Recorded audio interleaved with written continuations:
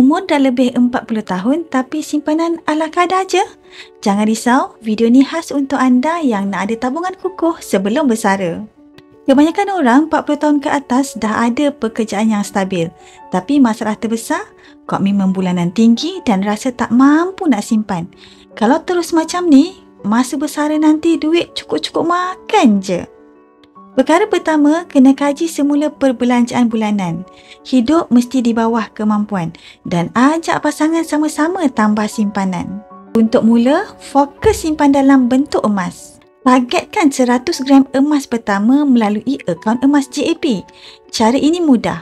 Simpan 3 gram sebulan selama 36 bulan atau bahagikan 1.5 gram untuk suami, 1.5 gram lagi untuk isteri. Bila dah capai 100 gram, ulang proses ini sampai anda berjaya simpan sekurang-kurangnya 1 kilogram emas sebelum bersara.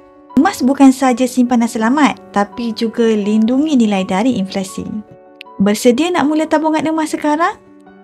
PM atau komen untuk saya bantu dengan 5 langkah mudah daftar akaun JAP bersama suami dan isteri.